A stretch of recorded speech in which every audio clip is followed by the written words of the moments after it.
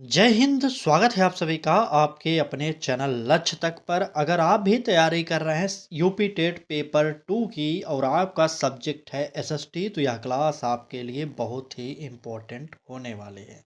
आज की इस क्लास में हम चर्चा करेंगे टॉप 50 प्रश्नों की। तो वन लाइनर और एमसीक्यू का यह क्लास होने वाला है। ध्यान से देखिएगा, हर एक प्रश्न इम्पोर्टेंट होगा। पहले एक प्रश्न एमसीक्यू, उसके बाद दो प्रश्न वन लाइनर होंगे। तो चलिए लेट न करते हुए क्लास को शुरू करेंगे और आज की क्लास का पहला प्रश्न देखेंगे। यहाँ पर कहा जा रहा है कि भारत के संविधान की प्रस्तावना में समाजवादी और धर्मनिरपेक्ष शब्द किस संविधान संशोधन द्वारा जोड़े गए थे। ए ऑप्शन कह रहा है कि 42वां, बी ऑप्शन 44वां, सी ऑप्शन 52वां या 61वां। बताइए फटाक से कौन सा उत्तर होगा हमारा पहले प्रश्न का। चलिए बिल्कुल सही। अगर बात करेंगे समाजवादी धर्मनिरपेक्ष, ये शब्द कब जोड़े गए थे? 42वें संविधान संशोधन द्वारा जोड़ा गया था। और यह कब हुआ था 42वां संविधान संशोधन? तो बिल्कुल यहाँ पर 1976 में यह संविधान संशोधन हुआ था। नोट करिएगा। और इसी 42वें संविधान संशोधन को ही भारत का मिनी संविधान कहा जाता है। चलिए आगे आइए, देखते हैं हमारा अगला प्रश्न क्या कह रहा है। कह रहा है कि भारत का संविधान कब लागू हुआ था, ये आपको बताना है। तो नोट करिएगा 26 जनवरी, ठीक, 26 जनवरी 1950 को भारत का संविधान लागू किया गया था। अगर आपसे प्रश्न में पूछा जाए कि संविधान सभा के अस्थाई अध्यक्ष कौन थे, तो कौन थे? डॉक्टर राजेंद्र प्रसाद थे। हमारे देश के प्रथम राष्ट्रपति जो थे ना, बिल्कुल राजेंद्र प्रसाद जी। नोट करिए। नेक्स्ट पर चलिए देखते हैं क्या कह रहा है अगला प्रश्न हमारा। अगले प्रश्न में कहा जा रहा है कि काली मिट्टी को किस अन्य नाम से भी जाना जाता है? बांगर मिट्टी, रेगुर मिट्टी, लेटेराइट मिट्टी या लाल मिट्टी? तो आपको बताना है, फटाक से कमेंट बॉक्स में उत्तर करिए। चलिए अगर बात करेंगे किस और नाम से जाना जाता है, तो जाना जाता है किसे? बिल्कुल रेगुर मिट्टी, यानी कि बी वाला ऑप्शन भी हमारा यहाँ पर सही होगा। नेक्स्ट देखिए, काली मिट्टी मुख्यतः किस क्षेत्र में पाई जाती है? अगर आपसे ये पूछा जाए तब क्या उत्तर देंगे बताइए? दक्कन का पठार, ठीक, दक्कन का पठार, इस क्षेत्र में सबसे ज्यादा काली मिट्टी पाई जाती है। नेक्स्ट देख लीजिए अगला प्रश्न क्या कह रहा है। यह मिट्टी किस फसल के लिए सबसे उपयुक्त मानी जाती है? तो यह मिट्टी सबसे अधिक कपास के लिए उपयुक्त मानी जाती है। तो आप देख रहे हैं किस पैटर्न पर आपको प्रश्न प्रोवाइड किया जा रहा है। एक प्रश्न जो एमसीक्यू होगा, उसी से संबंधित हमारा अगला दो वन लाइनर भी होंगे। अगर आपको क्लास अच्छी लग रही है तो लाइक जरूर करिएगा, ठीक। चलिए बात करेंगे प्रश्न की। तो कहा जा रहा है कि भारत छोड़ो आंदोलन कब प्रारंभ हुआ? 1940 में, 1942 में, 1930 में, 1920 में? चलिए, भारत छोड़ो आंदोलन कब प्रारंभ हुआ था? जल्दी से कमेंट करके बताएंगे। प्रश्न संख्या 3 का उत्तर तो यहाँ पर नोट करिएगा, 1940 में भारत छोड़ो आंदोलन प्रारंभ हुआ था। ए ऑप्शन सही हो जाएगा। चलिए, भारत छोड़ो आंदोलन का नारा किसने दिया? अगर आपसे ये पूछा जाए तो आप नाम बताइएगा। गांधी जी ने दिया था, ठीक, बिल्कुल महात्मा गांधी। आप लिखिए। अगला प्रश्न देखिए, यह आंदोलन किस स्थान से शुरू हुआ था? तो मुंबई से यह आंदोलन शुरू हुआ था। इसको नोट करेंगे, बहुत ही इंपॉर्टेंट प्रश्न है यह। चलिए आगे बढ़ते हैं, देखते हैं हमारा अगला प्रश्न क्या कह रहा है। कहा जा रहा है कि निम्न में से कौन सा देश भारत का सबसे बड़ा व्यापारिक साझेदारों में से एक है? ए ऑप्शन कह रहा है कि चीन, B option Nepal, C option Sri Lanka और डी ऑप्शन भूटान। अगर आपको लग रहा है कि यह प्रश्न यूपी टेट में नहीं आ सकता, तो एक बार प्रीवियस ईयर की श्रृंखला को भी देखिए। वहां पर कई प्रश्न इस प्रकार से पूछे गए थे, इसलिए हम एक आध प्रश्न यहाँ पर प्रोवाइड कर देते हैं। चलिए अगर बात करेंगे भारत का सबसे बड़ा व्यापारिक साझेदारों में से एक कौन होगा, तो वह हो जाता है चीन। आपको पता है, सुई से लेकर हर एक चीज तक हमारे भारत में चाइना का ही आता है, ठीक। हमें जो ये सामान इतना सस्ते में मिल जाता है ना, अगर चाइना से सामान आना बंद हो जाए ना, तो हमें इतनी महंगी सामानें मिलेंगी आप सोच भी नहीं सकते, ठीक। भले हमारी सरकार कहती है कि मेड इन इंडिया, भारत के सामानों को स्वीकार करो, ऐसा बिल्कुल नहीं है। अगर आप मार्केट में हिलेंगे तो आपको पता चल जाएगा कि हमारे मार्केट में चाइनीज़ सामान कितने भर-भर के रखे गए हैं। सरकार सिर्फ़ भाषण में कहती है कि अ, विदेशी सामानों का बहिष्कार करो, खुद वो अपने आप यहाँ पर आयात करवाती है। ठीक? चलिए फिलहाल हमें राजनीति से नहीं मतलब है, आपने प्रश्न पर आएँगे, टॉपिक पर आएँगे। प्रश्न देखिए, कह रहा है कि भारत विदेशी व्यापारों को नियंत्रित करने वाली प्रमुख संस्था कौन-सी है? तो यहाँ पर नोट करिए, विदेशी व्यापार विदेशी व्यापार महानिदेशालय महानिदेशालय, ठीक?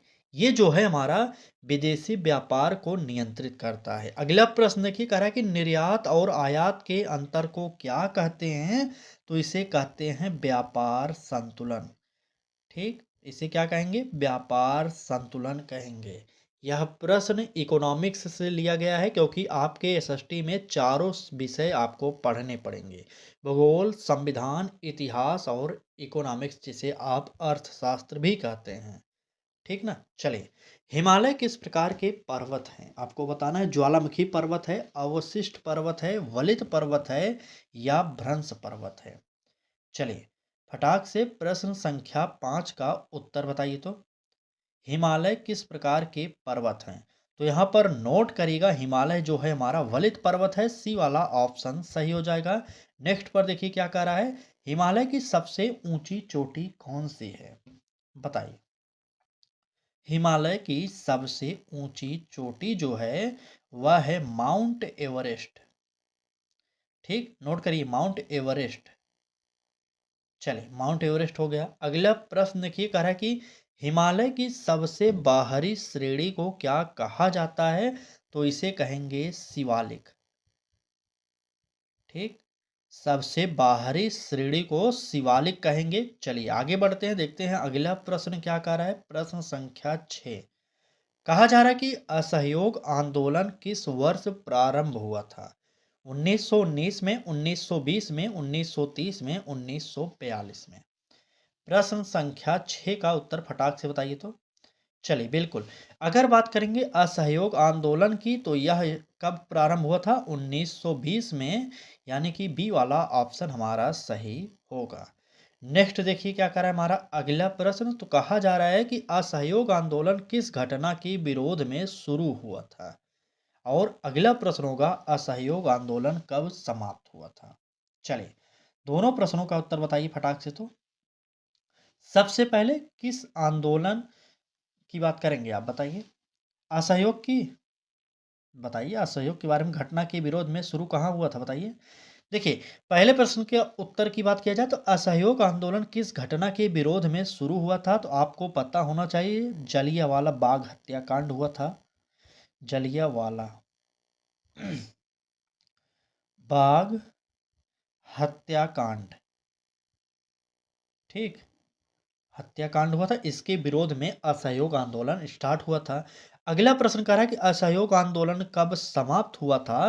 तो वर्ष 1922 में यह समाप्त हो गया था। इसको भी आप लोग नोट करिए, 1920 में स्टार्ट हुआ और 1922 में समाप्त हो गया था। तो आप लोग यहाँ से इतना जानते रहिए। चलिए आगे बढ़ते हैं, अगला प्रश्न देखते हैं। कहा जा रहा है कि भारत में संसदीय शासन प्रणाली किस देश से अपनाई गई है? अमेरिका, फ्रांस, ब्रिटेन या रूस? चले, संसदीय शासन प्रणाली, आपको पता होगा कि हमारे भारत में सांसद इस समय बन रहे हैं ना, तो यही आपसे पूछा जा रहा है। तो नोट करिएगा, हमारा जो संसदीय शासन प्रणाली है ये ब्रिटेन से लिया गया है, सी वाला ऑप्शन सही होगा। ठीक, चलिए नेक्स्ट देखिए क्या कर रहा है, भारत की संसद के कितने सदन होते हैं? चलिए बताइए, भारत की संसद के कितने सदन होते हैं? देखिए, सदन की बात किया जाए तो 2 सदन होते हैं, इसको जानते रहिए। अगला प्रश्न देखिए, कहा है कि लोकसभा का कार्यकाल सामान्यतः कितने वर्षों का होता है? तो 5 वर्षों का। ठीक, 5 वर्षों का हो जाएगा। आगे बढ़ते हैं, देखते हैं अगला प्रश्न क्या कह रहा है। तो कहा जा रहा है यहाँ पर, मरुस्थलीय मिट्टी मुख्यतः भारत के किस राज्य में पाई जाती है? बात मरुस्थलीय मिट्टी की हो रही है। A option Gujarat, B option Rajasthan, C option Haryana और डी ऑप्शन मध्य प्रदेश। चलिए, मरुस्थलीय मिट्टी मुख्यतः भारत के किस राज्य में पाई जाती है? चलिए बताइए। तो बिल्कुल मरुस्थलीय मिट्टी जो होगा वह हो जाएगा राजस्थान में। आपको पता होना चाहिए यहाँ पर सबसे अधिक मिट्टी यही मिलती है। बी वाला ऑप्शन बिल्कुल सही हो जाएगा। नेक्स्ट देखिए, भारत का सबसे बड़ा मरुस्थल कौन सा है? बात भारत की जा रही, ध्यान रखिएगा। तो भारत का सबसे बड़ा मरुस्थल जो होगा थार मरुस्थल होगा। ठीक। अगला प्रश्न देखिए, कह रहा है कि थार मरुस्थल का अधिकांश भाग किस राज्य में स्थित है? तो इसका अधिकांश भाग जो है राजस्थान राज्य में स्थित है। यहाँ पर इतना जानते रहिए। अगर क्लास अच्छी लग रही हो तो लाइक करिए और चैनल को भी सब्सक्राइब करके बेल आइकन को जरूर ऑन करिए और जुड़िए हमारे साथ डेली सुबह 10 बजे। ठीक। आइए प्रश्न देखते हैं। कह रहा है कि बैंकिंग का राष्ट्रीयकरण भारत में किस वर्ष हुआ था? 1969 में, 1950 में, 1975 में, 1991 में। चले, बैंकिंग का राष्ट्रीयकरण भारत में किस वर्ष हुआ? चलिए, 9वें का उत्तर बताइए। बिल्कुल, यहाँ पर 1969 में हुआ था। 14 बैंकों का राष्ट्रीयकरण इसी वर्ष भी हुआ था। ठीक है, आपसे प्रश्न पूछा जा सकता है कि 14 बैंकों का राष्ट्रीयकरण भारत में कब हुआ था? तो आपको बताना है क्या? 1969 में। ठीक। यहाँ पर देखिए, अभी मैंने जस्ट इसको बताया तो यहाँ पर लिख लीजिएगा इस प्रश्न का उत्तर क्या है। प्रश्न पूछा गया था कि भारत में कितने प्रमुख बैंकों का राष्ट्रीयकरण किया गया था 1969 में? तो 14 बैंकों का राष्ट्रीयकरण हुआ था। इसको जानते रहिए। चलिए, भारत में आर्थिक नियोजन की शुरुआत कब हुई थी? अगर ये आपसे पूछा जाए तो 1951 बताइएगा। आर्थिक नियोजन इसी वर्ष शुरू हुआ था। ठीक। चले, बिल्कुल अगर आप एसएसटी को हल्के में ले रहे हैं तो चौकन्ने रहिए, क्योंकि यहाँ पर 60 प्रश्न पूछे जाएंगे और आपके पेपर में मेरिट यही तय करता है। इतना जानते होंगे। जो लोग एक आध बार दिए होंगे उनको तो पता होगा, और जो लोग पहली बार दे रहे हैं वो ध्यान दीजिएगा। ठीक। चलिए आगे आइए। अगला प्रश्न देखिए, कह रहा है कि सिंधु घाटी सभ्यता का काल लगभग क्या माना जाता है? तो इसका उत्तर डायरेक्ट नोट करिएगा, 2500 से 1750 ईस्वी पूर्व। ठीक। बिल्कुल, ईस्वी पूर्व बी वाला ऑप्शन सही होगा। अगला प्रश्न देखिए, हड़प्पा सभ्यता की लिपि कैसी थी? आपको बताना होगा, बताइए फटाक से। बिल्कुल, ये तो अपठित थी। ठीक, अपठित थी, जिसे अभी तक पढ़ा ना जा सका है। अगला प्रश्न की कह रहा कि हड़प्पा सभ्यता का प्रमुख व्यवसाय क्या था? तो यहाँ पर प्रमुख व्यवसाय जो था वो था कृषि। और और क्या था बताइए। चलिए, और क्या था? बिल्कुल कृषि और व्यापार था। नेक्स्ट पर चलेंगे, देखेंगे अगला प्रश्न क्या कह रहा है। तो यहाँ पर कहा जा रहा है कि मानचित्र में उत्तर दिशा को दर्शाने के लिए किस चिन्ह का प्रयोग होता है? स्केल का होगा, तीर का निशान होगा, रंग होगा, अक्षांश होगा। चलिए, मानचित्र में उत्तर दिशा को दर्शाने के लिए किस चिन्ह का प्रयोग होता है? प्रश्न संख्या 11। तो बिल्कुल तीर के निशान का प्रयोग किया जाता है, इसलिए हमारा उत्तर जो होगा बी वाला ऑप्शन सही होगा। चलिए नेक्स्ट देखिए क्या कह रहा है। अक्षांश रेखाएं किस दिशा में खींची जाती हैं? बताइए। अक्षांश रेखाएं किस दिशा में खींची जाती हैं? तो पूरब से पश्चिम में खींची जाती हैं। नोट करिए, पूरब से पश्चिम में। अगर आपसे पूछा जाए कि देशांतर रेखाएं किस दिशा में खींची जाती हैं, तो उत्तर दक्षिण खींची जाती हैं। ठीक, उत्तर दक्षिण खींची जाती हैं ये। इतना आप जानते रहिएगा, अक्षांश रेखाएं पूरब से पश्चिम और देशांतर रेखा उत्तर से दक्षिण। चलिए, प्रश्न में कहा जा रहा है कि मानव संसाधन का अर्थ क्या है? बात मानव संसाधन की जा रही है, ध्यान रखिएगा। प्राकृतिक संसाधन तो बिल्कुल नहीं, मशीनें बिल्कुल नहीं, खनिज संसाधन बिल्कुल नहीं। हमारा उत्तर जो होगा लोगों की कौशल और क्षमता, यानी कि सी वाला ऑप्शन सही होगा। नेक्स्ट देखिए क्या कर रहा है। भारत में जनसंख्या गणना को क्या कहा जाता है? चलिए, तो भारत में जनसंख्या गणना को जनगणना कहते हैं ना, बिल्कुल। आइए जनगणना कहेंगे। अगला प्रश्न कि भारत की पहली जनगणना कब हुई थी?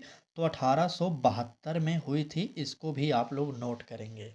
1872 में जब पहली बार जनगणना हुई थी, वहाँ पर ये तय किया गया था कि हर वर्ष जनगणना की जाएगी। लेकिन यह सिस्टम कराना बहुत ही भारी पड़ता था, इसलिए 1881 में फिर से एक बार जनगणना की गई और यहाँ से स्टार्ट होता है 10 की जनगणना। 10 वर्ष के बाद ही जनगणना होती है, आपको पता है। ठीक। तो 2011 में जनगणना हुई थी, 2021 में होनी थी, लेकिन हमारी सरकारें जनगणना के नाम पर कुछ भी नहीं कराएं। और जो भी सरकारी योजनाएं चल रही थी 2011 के अनुसार ही चल रही हैं। जैसे मुफ्त राशन मिल रहा है 80 करोड़ लोगों को ना।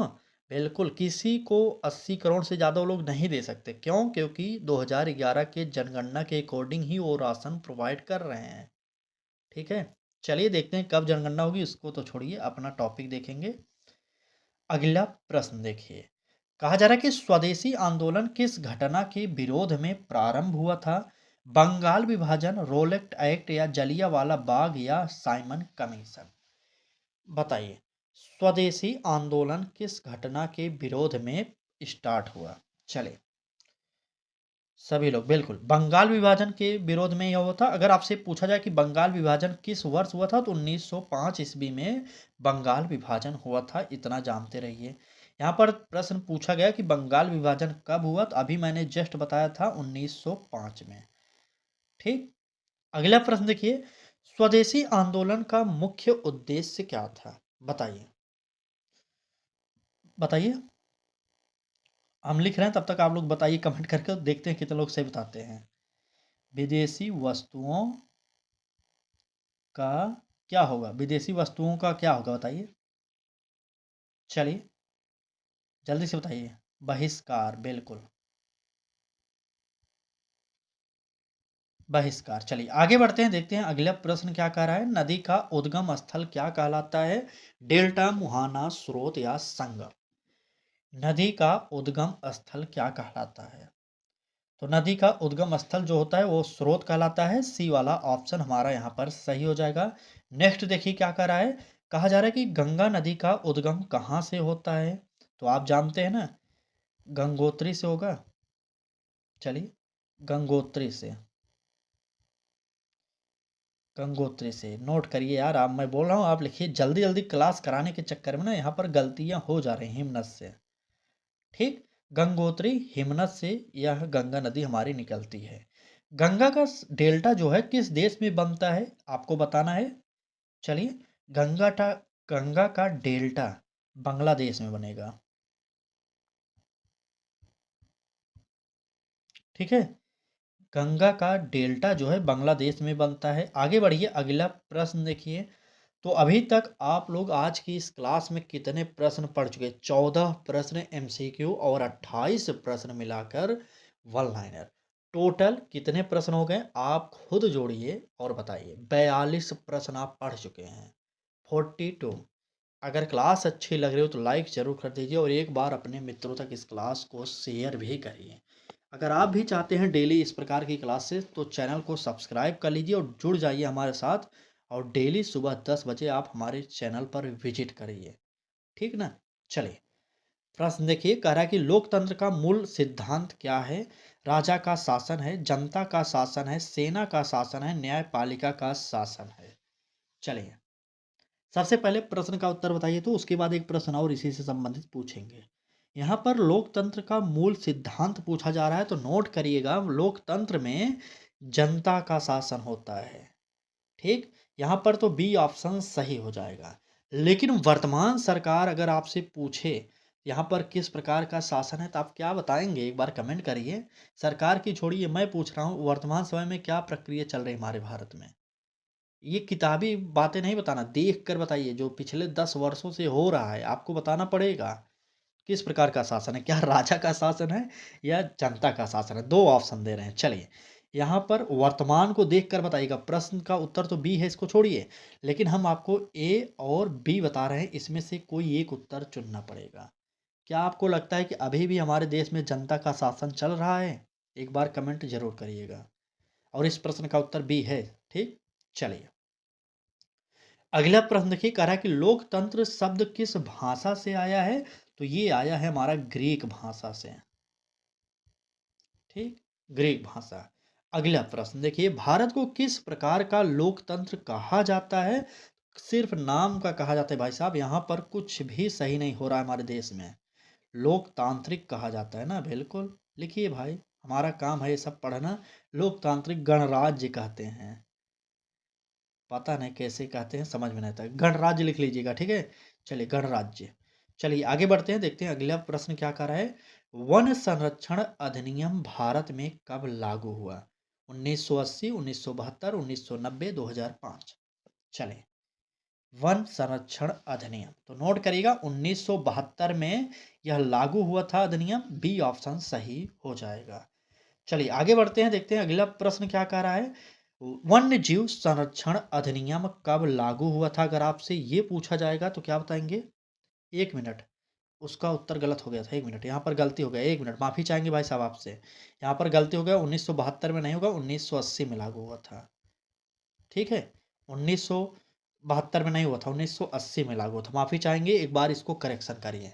सभी लोग जो लोग लिख रहे थे एक बार करेक्शन करिए। तो चलिए अगर आपसे पूछा जाए कि वन संरक्षण अधिनियम भारत में कब लागू हुआ था, तो लिख लीजिए, एक बार करेक्शन करिए, 80 में हुआ था। ठीक है, चलिए यहाँ पर नोट करिए 1980। ठीक, 1980 में लागू हुआ था। सभी लोग करेक्शन कर लेंगे ना? चले आगे बढ़े। चलिए अगला प्रश्न देखिए, कह रहा है कि वन्य जीव संरक्षण अधिनियम कब लागू हुआ था? तो ये 1972 में लागू हुआ था। ठीक है, यही थोड़ा सा दिमाग से हट गया था, इसलिए हम आपको बताते हैं कि ध्यान से पढ़िए और ध्यान से समझिए और याद करिए, नहीं तो हमारी तरह आप भी चकमक खा जाएंगे। ठीक, चलिए भारत का राष्ट्रीय पशु कौन सा है? अगर आपसे ये पूछा जाए तो ये तो सिंपल सा बात है, आप सब जानते हैं, बाघ होता है। ठीक ना, चलिए तो ये रहा आज की क्लास। आज की क्लास में टोटल प्रश्नों की संख्या थी 50। आपका इसमें से कितना प्रश्न सही हुआ एक बार कमेंट करके जरूर बताइएगा। ठीक, और आज की क्लास आपको कैसी लगी ये भी बताना है। तो चलिए क्लास को यहीं पर समाप्त करते हैं, कल फिर मिलेंगे एक नए क्लास के साथ। उम्मीद करते हैं क्लास अच्छी लगी होगी, तो कल आप हमारे साथ फिर जुड़ेंगे और आज चैनल को सब्सक्राइब जरूर कर लिए होंगे। ठीक, क्लास को समाप्त करते हैं। कोई भी आपकी समस्या हो यूपी टेट से संबंधित या टीचिंग एग्जाम से संबंधित, आप क्लास समाप्त होने के बाद कमेंट करके पूछ सकते हैं। ठीक है, धन्यवाद।